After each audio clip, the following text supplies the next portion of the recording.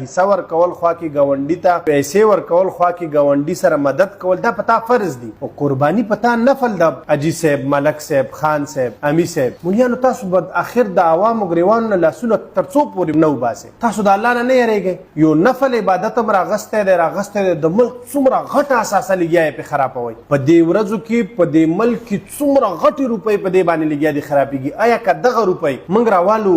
د پاکستان دی غریبو عوامو ته وباسو د پښتون ولس زپلی ولس دی ته وباسو آیا په دې 2 کالو د صرف د 2 کالو یا د 3 کالو د قربانۍ پیسې کوم راجمه کو پاکستان کې به غربت پاتې شي او که څوک دا شی راجمه کی او دی غربت دی کی الله پاک به موږ نه دا تاسو کی چې تاسو نفل عبادت ولې نه وکړو که الله پاک به تاسو نه خوشحاليږي چې او تاسو غټ کار وکړو چې تاسو نفل پرې خو د فرایض ادا نو مليانو فرایض هم پرې خې دي عوامو ته د فرایض خبرې نه کوي په نوافلو کې ملګیا کړی دي زندگی کی نبی علیہ الصلوۃ والسلام د قربانۍ اهتمام کړی دا لوی عمل شو کنه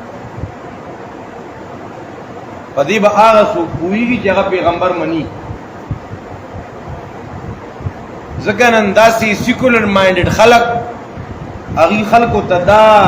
ګایډ لاینز ورکوي چېرې د دې قربانۍ په ځای باندې تاسو غریبانو ته پیسې ورکوئ که نه دا یاد وساتئ د قربانۍ په ورځو کې د قربانۍ پیسې غریب ته ورکول په دې غاړه نه خلاصېږي دا مسئلہ ذہن نشین کے دا قربانے پیسے غریب تا ورکول نہ غریب سا اسی تعاون کا وکنا بیا دا اعتراضات چکم خلق کئی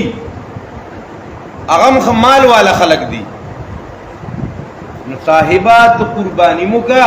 تو پا قربانے غریب کی گی نا دا دغی پا 2 عمرہ امداد غریبانانو سر ہوکا او تاسو سره چې دونه د غریبانو احساس دی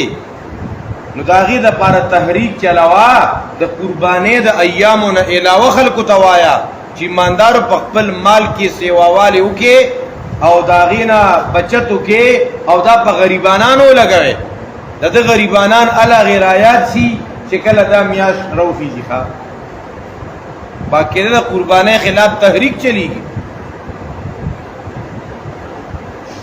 دا ډیر ملحدین او زنادقه هغې په ډیر عجیبه طریقې سره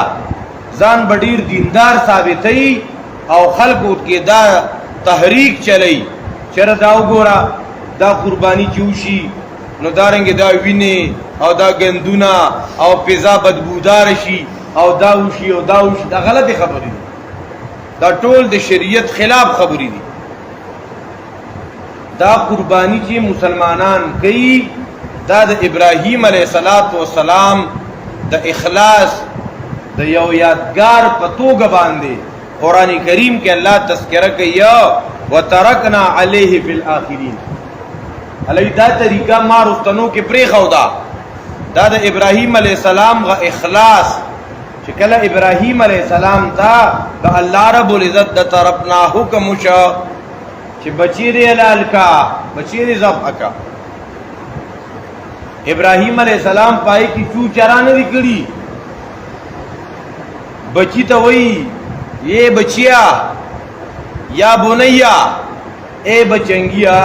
یقینا ز خوب وینما انی ارا فی المنام انی اذبحک فانظر ماذا ترى بچیا ما خوب ولید او خوب کې دتا علالوما بچي ورکوټې دي او په دې باندې پوه دي چې دا ما دا پلار خو پیغمبر دی او د پیغمبر خوب چې دی دا د الله حکم ښه